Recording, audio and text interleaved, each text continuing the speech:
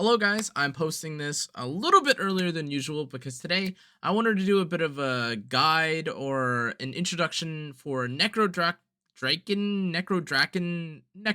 is what I'm just going to call him. But long story short, this is the Dream Realm boss that we started with at the beginning of the game, but a lot of you guys were probably unable to clear it because of course it was like day one. Some of you guys maybe didn't even end up clearing it because you didn't know it was content. Maybe you didn't end up playing day one and you ended up having to fight the Skyclops or something else instead.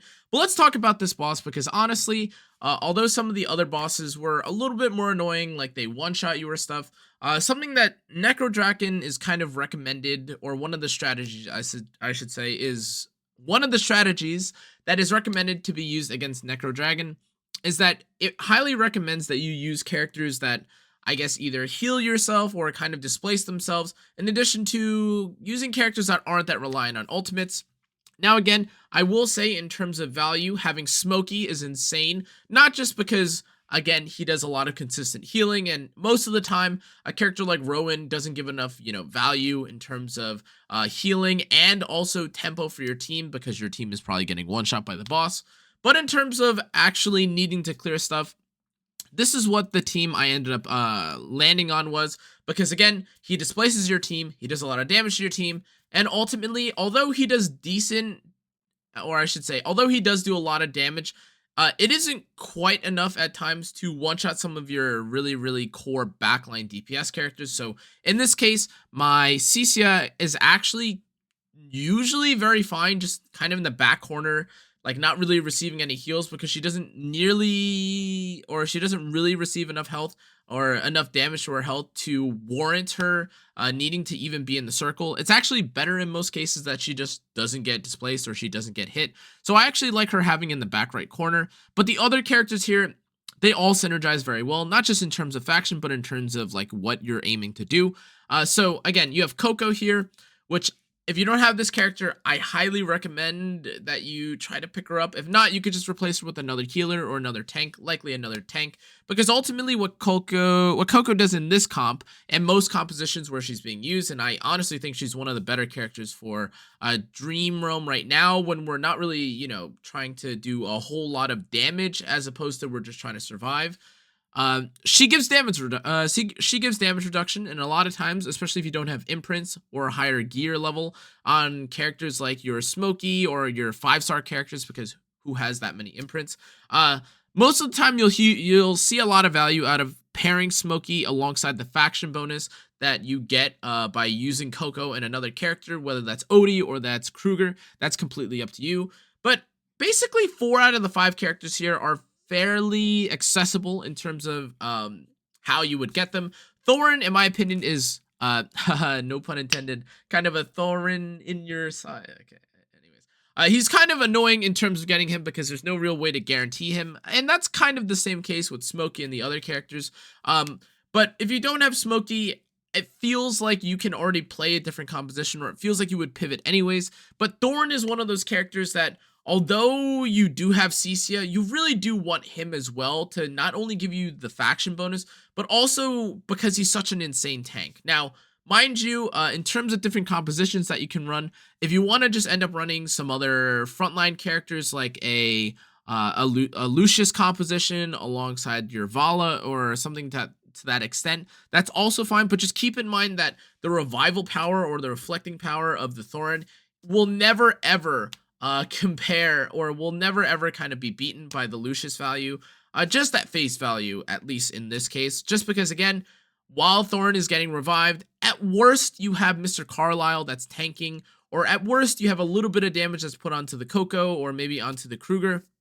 But ultimately, that will never actually be enough to actually kill the Thorin. The Thorin usually comes back up. And for this specific fight, it isn't until I am absolutely battered. I'm literally on my third, or I think this is my second or third spawn of the boss. And only towards the very end, after I've endured several hits, do I inevitably actually end up dying. But in this case, again, in terms of exchangeable characters here, in case if you don't have some of these, I will say that, again, your performance will definitely vary based on imprints and such, so keep that in mind when you're trying to build the perfect team. But in general, any double tank composition, like I mentioned, or a not necessarily a tank, but a supportive composition that involves, again, a healer alongside a supportive secondary character or tank is going to be huge value. But then I definitely see the value behind Kruger and Cisia come into play, specifically because, again, Kruger has the defense penetration. If you want to replace Kruger with Odie, who a lot of people actually end up having or have currently, that's totally fine. But if you do end up, I guess, wanting to pair another one of your DPSs or another one of your light or other DPSs alongside, I don't know, maybe your Vala, that's also a okay strat, but you will simply never quite find the same level of value in terms of gaining utility, DPS, faction bonus all at the same time. Especially when you're trying to fit in Cisia, who in my opinion is always going to have good value in these Dream Realms, because there's kind of nothing better than being a DPS and also being able to drop the Mr. Carlisle down, who again acts as a pseudo damage dealer and also a tank. Enough yapping though. In terms of artifact, you definitely want to take into consideration Enlightening Spell. I've seen a lot of different variations of things that work here. If you're taking too much damage, you could arguably use Awakening Spell. And then again, for Enlightening, this one kind of gives you a lot of attack speed, which I found to work very well. But I've also had people, especially in my guild, say that Star Shard, which is it is a quest specific or is a later specific sigil or artifact, I guess, that you gain access to. It does have a lot of value, number one, because again, it gives you increased damage, but also because it reduces the attack speed of the enemy after you use your ultimate 4 times as one of your allies. I don't have to understate how important it is to reduce someone's attack speed, because that, stunts both their ultimate casts, but also how much damage they do to you. But something that I do want to mention that I don't think was kind of addressed as much, and I myself was not aware of this until very recently, that I was mentioned by a comment. But all the stats from these sigils actually stack with each other. So upgrading them is not like in this specific case, I only gain the haste or I only gain the HP from this. Supposedly, they all stack, which is, well, that's cool. Didn't know that. Great reason for me to now upgrade everything. But of course, that means that in terms of whichever relic you want to do, for this case, I'm going to use the one that most of you guys should have at this point, which is Enlightening Spell. If you don't have it, it is something you get relatively early on. Let's take a look at just how much damage I do, though. My max for this fight, I think, was about 3.4 million. Hopefully, I get something higher because I've leveled up my characters a little bit more. And yeah, let's see what happens. So again, we start things off, and of course, I'm going to take a little bit of damage. Kruger is kind of being really annoying right now because he's kind of out of range of the heal, but hopefully he doesn't take that much damage. Mr. Carlisle is out. Here you have the big wave AoEs. And again, with the healing from the ultimate of Coco, or the supportive utility from Coco, I'm still in range with my Cisia, even though I'm technically far away. But in terms of damage damage done, I'm already at the 2 mil mark. And unfortunately, my whole team got one shot. Well, I didn't heal in time. I guess my Smokey was just not well tuned enough. And for whatever reason, I only ended up getting 2.5 million, which is definitely a far cry from what happened last time. It could have been a number of factors here that ended up resulting in me not clearing. That includes, again, me not having enough health, or having enough, or having perfect enough timing with my Smokey. But again, as you can see here, actually it's even higher. It's 3.7 million. I don't even have enough gold to show what I had or what I did. But that was specifically the composition that I used for this boss. I wish there was a way for me to show you exactly what my run ended up including, but again, that was pretty much what I did. No difference. I think I just got a little bit unlucky in terms of how much damage he did with this wave damage there. But whether you decide to use, again, the healing, the attack speed, or the attack speed down, if you're at that part of the story, that's completely up to you. But based on how I performed, based on what I did, I was able to receive top rank 12. Again, guys, I think surviving these fights is a lot more important than a lot of people give credit for them.